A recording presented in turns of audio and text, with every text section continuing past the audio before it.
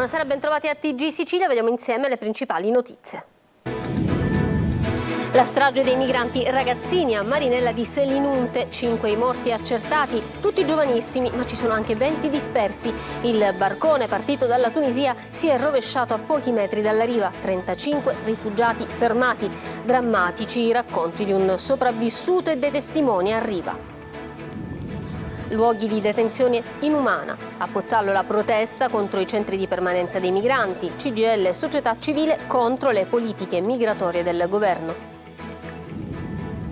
Ponte di Ognissanti con temperature estive, i commercianti di abbigliamento vendono ancora costumi, i cappotti restano in vetrina. A piedi dalla Germania sino alla Sicilia in compagnia di 2 asinelli. Un turista tedesco ha coronato il suo sogno ed è arrivato ad Agrigento per ammirare la Valle dei Templi. Il carrello tricolore c'è, ma il grande risparmio no. Consumatori critici sull'iniziativa destinata a ridurre i costi dei beni di prima necessità. Al supermercato c'è chi teme perfino nuovi rincari. Calcio, domani al Massimino arriva l'Avellino e il Catania vuole dare una svolta al suo campionato, attesa per la risposta sul campo della squadra dopo il confronto tra società, tecnico e giocatori. Il Palermo domani al Barbera sfiderà il Lecco, il Messina torna in campo domani pomeriggio per affrontare la delicata trasferta di Crotone.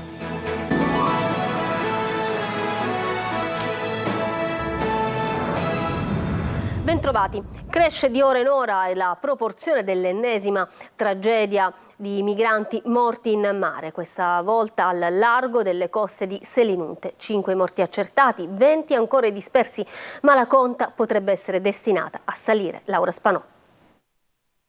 Potrebbe aumentare la conta dei morti dell'ennesimo naufragio di migranti lungo la costa di Marinella di Selinunte a Castelvetrano e 5 corpi che il mare ha trasportato a riva stamane potrebbero aggiungersene almeno altri 15. Dalla testimonianza raccolta da uno dei superstiti infatti si è appreso che prima di arrivare a riva, dopo che l'imbarcazione si era parzialmente rovesciata facendo cadere in acqua molti dei compagni, ha visto almeno 15 corpi galleggiare. I morti recuperati stamane sono ragazzini di 16-17 anni, le salme sono state trasportate alla camera mortuaria di Castelvetrano, presente il medico legale Tommaso Lipari. Vorrei avvisare mia moglie e i miei figli che sono vivo, è stata una delle prime frasi di uno dei migranti appena arrivato a riva.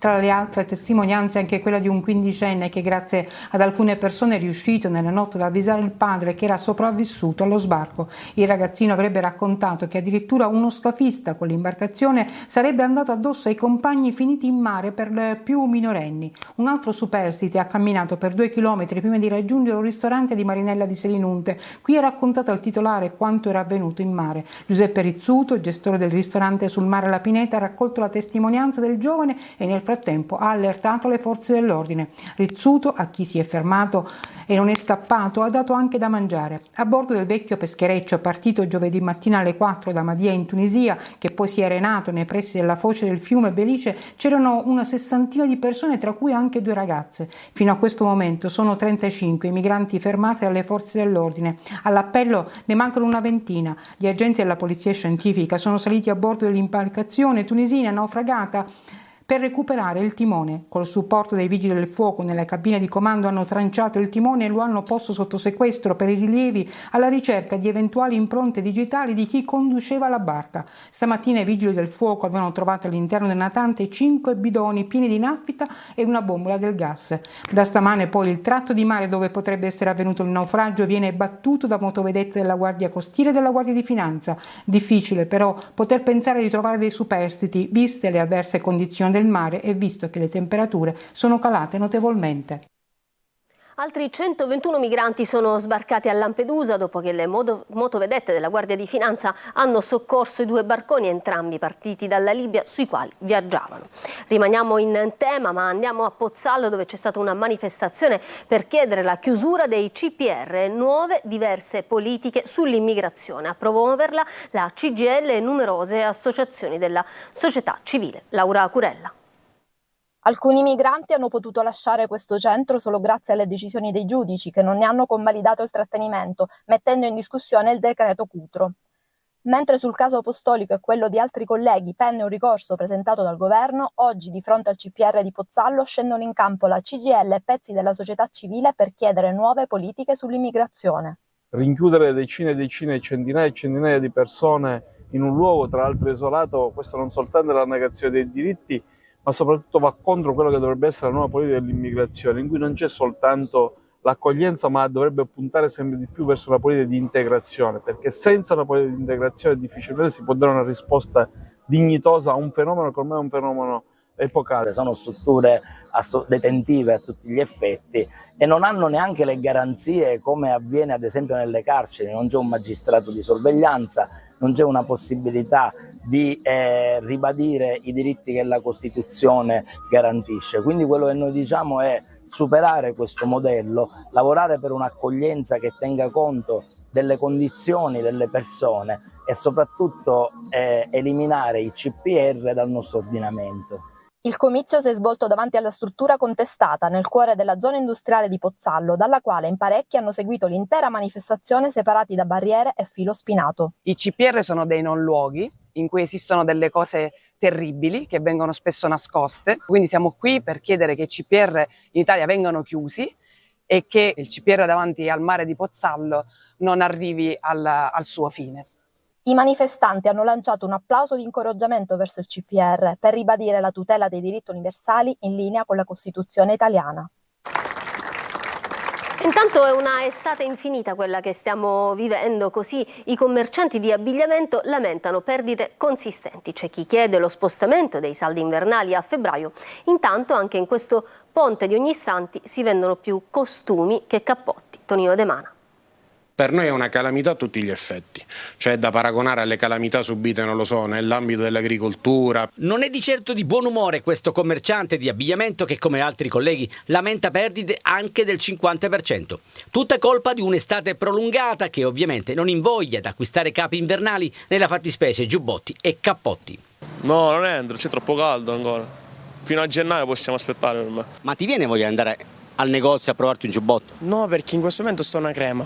Poi quando ci sarà più freddo forse mi andrò a comprare il giubbotto. Si gira a maniche corte ed ancora si vendono costumi. Per l'estate 2024? No, per Ognissanti 2023. Ci sono stati dei colleghi che hanno tirato fuori i costumi al 70%, cosa assolutamente atipica, quindi rinviano tutto, rinviano anche l'investimento fatto sul programmato invernale. Taormina, Capodorlando, Scala dei Turchi, chi può fa un salto alla playa, del resto le temperature che nelle ore di punta superano i 27 gradi consentono un ampio ventaglio di soluzioni. Se da un lato gli amanti della tintarella gongolano, una categoria di negozianti non fa certo salti di gioia, tanto che Fismo Confesercenti ha chiesto lo spostamento dei saldi invernali alla prima settimana di febbraio per avere tempo sufficiente a recuperare le vendite perdute. È la soluzione? Ma no, perché di fatto con i saldi teoricamente dovresti realizzare l'invenduto. Qui purtroppo di invenduto la percentuale è superiore a quella del venduto, per cui inevitabilmente no. Da Monaco di Baviera ad Agrigento per visitare la Valle dei Templi. Un manager tedesco in pensione ha coronato così il suo sogno. Tutto il viaggio a piedi e in compagnia di 2 asini, ai quali però è stata vietata la passeggiata nella Via Sacra. Davide Sardo. Anton Pfeiffer è un pensionato tedesco settantenne, piuttosto intraprendente, con un sogno nel cassetto: andare in Sicilia, raggiungere Agrigento per visitare la Valle dei Templi. Fino a qui nulla di impossibile per l'ex manager di Monaco di Baviera, ma se il viaggio è fatto a piedi e in compagnia di 2 asinelle, Bella e la figlia Donna, allora la lunga trasferta diventa surreale, ma allo stesso tempo intrigante e affascinante. Dopo un lunghissimo viaggio, Anton ha coronato il suo sogno, perché nella tarda mattinata è arrivato in compagnia degli asini e di una coppia di amici tedeschi nei pressi del Tempio di Giunone, tra lo stupore e l'ammirazione dei tanti turisti presenti nella Valle dei Templi. Io lascio gli asini qui per 3 mesi in questa masseria Sinelli. Io ritorno con Ero a mia famiglia e in febbraio io ritorno e andare a piedi, ritorno a macchina, ritorno, io non lo so. Anton e i suoi asini hanno viaggiato per circa 20 km al giorno, in totale relax, senza fretta e senza imposizioni. Anton ha dormito in tenda, mangiato tanti panini e fatto alcune tappe in hotel, soprattutto per darsi una rinfrescata. Il desiderio dell'ex manager però si è dovuto scontrare con i divieti imposti dai vertici del parco. Ai due asini infatti è stato vietato l'ingresso e la passeggiata nella Valle dei Templi. Hampton ha preso con filosofia il diniego. Sì, va bene per me.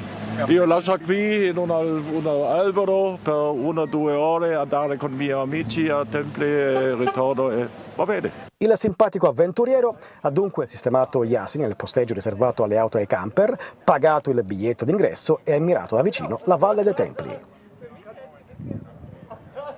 E intanto stanotte lancette indietro perché torna l'ora solare tra le 2 e le 3 di questa notte, bisognerà mettere indietro di un'ora le lancette, quindi dalle 3 alle 2. Un cambio che permetterà di dormire 60 minuti in più, perdendo però un'ora di luce. Con i 7 mesi di ora legale si saranno risparmiati circa 90 milioni di euro. Consumatori critici sul carrello tricolore, l'iniziativa del governo per ridurre i costi dei beni di prima necessità. In tanti non notano le differenze con il passato e c'è anzi chi teme nuovi rincari. Emanuela Corsi.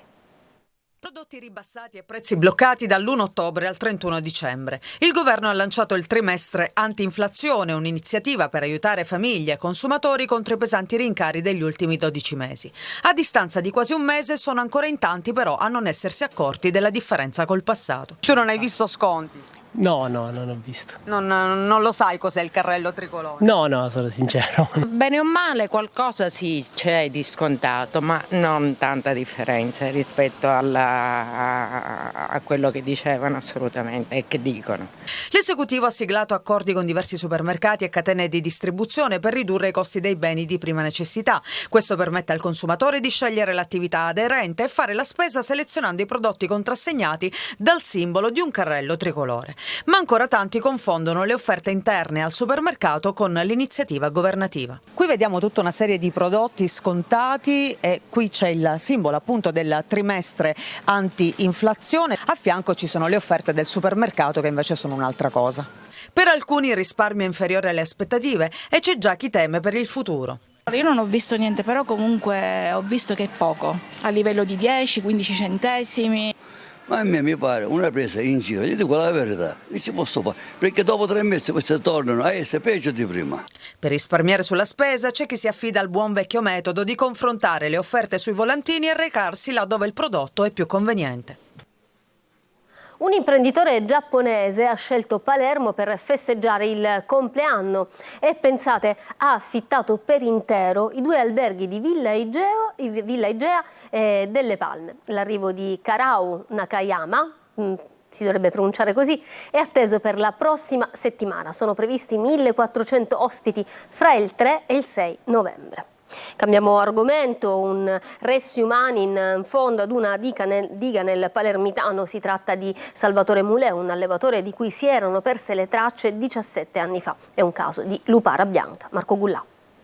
Si è risolto dopo quasi 3 anni il mistero delle ossa umane rinvenute in fondo alla diga Garcia tra Contessa Entellina e Monreale. I carabinieri del nucleo investigativo di Monreale, dopo gli accertamenti tecnici fatti dal RIS di Messina, sono riusciti a risalire all'identità della persona. Si tratta di Salvatore Mulè, che risultava scomparso da Camporeale dal 1 febbraio 2006. I suoi resti ossei erano stati rinvenuti in fondo alla diga nel dicembre del 2020. Al vaglio degli inquirenti, dicono dal comando dei carabinieri, c'è l'ipotesi che si tratti di un caso di lupara bianca, probabilmente riconducibile ai trascorsi criminali di Salvatore Mulè e ai rapporti che legavano quest'ultimo ad esponenti della malavita organizzata. Infatti Mulè, allevatore di animali e pluripregiudicato, era il nipote di Rosario Mulè, detto Manuzza, appartenente al clan di Camporeale, che era morto nel 2014. Così viene risolto il mistero su cui aveva indagato la DDA di Palermo, il fatto che a occuparsi del caso erano stati gli inquirenti della direzione distrettuale antimafia aveva già lasciato intendere che la vicenda potesse essere legata in qualche modo a Cosa Nostra,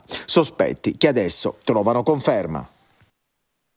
Era morto 2 mesi dopo l'intervento ad una gamba per una infezione contratta in ospedale. Per la Corte d'Appello di Catania il decesso di un 80enne si poteva evitare, condannata l'ASP di Siracusa ad un maxi risarcimento. Francesco Aloi. Un'endoprotesi mortale che oggi costa alla Spot quasi 1 milione di euro. La condanna è arrivata dalla Corte d'Appello di Catania, a cui si sono rivolti i familiari di Salvatore, morto all'età di 80 anni, dopo un intervento chirurgico all'Umberto I di Siracusa. Era il 2011, una caduta gli aveva provocato la frattura del femore. Qualche giorno dopo l'intervento, però, le sue condizioni peggioravano sempre più e con un tampone si era scoperto che la protesi nell'anca sinistra era stata attaccata da 2 batteri che hanno resistito anche agli antibiotici. Prima trasferito in una casa di cura privata, con il peggioramento della situazione era tornato all'Umberto I. A quasi 2 mesi dalla caduta, però, l'infezione aveva avuto la meglio. La moglie e i 3 figli non hanno digerito quanto accaduto e così, tramite i loro legali, si sono rivolti al Tribunale di Siracusa per una consulenza tecnica. La morte di Salvatore, ottantenne ma in salute, non solo è evitabile, ma è proprio dipesa dall'infezione nosocomiale che egli ha contratto presso l'ospedale Umberto I di Siracusa. Infezione derivante dalla mancata sanificazione e sterilizzazione che poi costituisce una delle cause più frequenti dei decessi per responsabilità ospedaliera. Nel 2019 l'Aspe era stata condannata a risarcire 250.000 euro, provvedimento che però l'azienda aveva impugnato. Un maxi risarcimento è arrivato con la sentenza della Corte d'Appello che ha deciso che l'azienda deve risarcire 265.000 euro alla moglie e 185.000 euro ad ogni figlio. La Corte d'Appello di Catania, nel liquidare alla vedova e ai 3 figli quasi 1 milione di euro, ha fatto corretta applicazione delle tabelle milanesi del 2022 sul danno da perdita del congiunto. Ci fermiamo per una pausa, torniamo tra poco con lo sport.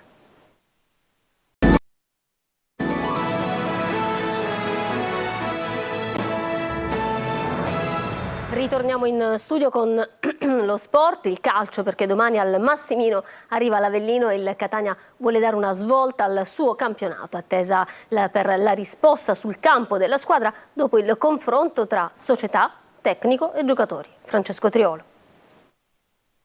Non c'è niente da nascondere perché è tutta alla luce del sole, perché sono cose che possono capitare, sarebbe meglio che non capitassero, ma tutti siamo umani e tutti si può fare degli errori, non siamo qui a mettere la croce addosso a nessuno e a colpevolizzare nessuno. L'ora della resa dei conti in casa Catania c'è stata, almeno a parole, con un confronto deciso, a tratti duro tra dirigenti, tecnica e squadra. Adesso occorre vedere gli effetti sul campo, dove non ci sarà Rizzo, il centrocampista messo fuori rosa dopo la discussione con Tabiani. Ecco, l'allenatore rossazzurro si gioca tanto, domani contro l'Avellino probabilmente si gioca tutto. La società vuole capire se il tecnico ha ancora l'appoggio della squadra oppure se è considerato un corpo estraneo da espellere. Penso che sia irrispettoso dire che i giocatori vadano in campo apposta perché si manca di rispetto a loro. Penso che sia rispettoso nella mia figura a livello umano, non si parla di calcio. Allora il diritto di critica è giusto e noi facciamo un mestiere che dobbiamo essere abituati, però toccare gli aspetti umani può diventare un po'. Io vado in via plebiscito e mi faccio mettere sul fuoco, sulla certezza che i ragazzi facciano il massimo per me e per il Catania, che è la cosa più importante. La risposta la potrà dare la partita contro l'Avellino. Tabiani deve fare i conti con diverse assenze, anche importanti. Livieri, Zanellata e Deli, Di Carmine e Marsura da ultimi. Ha recuperato Quaini che potrebbe rientrare dal primo minuto, così come la punta Chiarella, convocato da 2 gare, ma non ancora impiegato. Non abbiamo mai preso alibi di assenze, stiamo vivendo una situazione dall'inizio dell'anno particolare ed è indubbio che prendono magari determinati reparti, no? Domenica avevamo fuori 3 centrocampisti, ora sono fatti male 2 o attaccanti o quinto come ha giocato Davide ultimamente. Questa è una situazione che non aiuta sinceramente, non l'ho mai detto e certamente oggi non arrivo a cercare questo alibi. Diciamo che può rafforzare quello che stiamo facendo, però è anche ovvio e obiettivo che qualche difficoltà a livello numerico ce l'abbiamo dall'inizio dell'anno. L'Avellino arriverà con la voglia di proseguire la striscia dei risultati utili consecutivi. Sono 4 le vittorie nelle ultime 4 gare.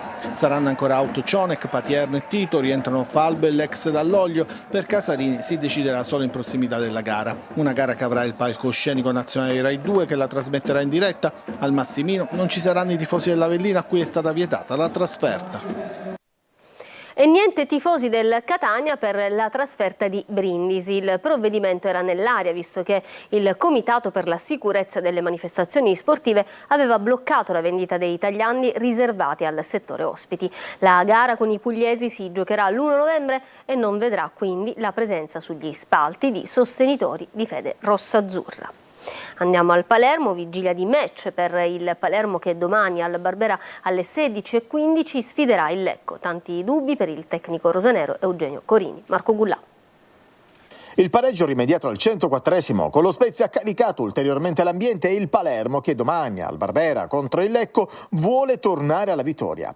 Il trend casalingo del rosanero non è in questo momento al pari di quello esterno, dove il Palermo ha collezionato 13 dei 20 punti in classifica. Al Barbera i siciliani non riescono a sfondare. Eugenio Corini deve scegliere se confermare gran parte della formazione che ha affrontato lo Spezia o dare spazio a quelli che nel secondo tempo hanno contribuito alla rimonta. Il tecnico ha qualche dubbio in tutti i reparti, ma sembra orientato a fare pochi cambiamenti di formazione. Gli indisponibili sono Buttaro, Koulibaly e Di Mariano. In attacco Mancuso e Soleri devono giocare dall'inizio e il grande dubbio che Corini avrà fino all'ultimo minuto. Il tecnico però sembra orientato in questo momento a schierare Insigne sulla destra, Brunori al centro e Di Francesco a sinistra. Mancuso e Soleri pronti a subentrare nel secondo tempo. A centrocampo titolare Stulaz, in difesa ballottaggio Liunde Aurelio. Poi per il resto conferma per la coppia Ceccaroni-Lucioni e Matteo a destra. Lecco che in ripresa la formazione lombarda viene dalla vittoria sul campo del Pisa. Per il Palermo non una gara semplice.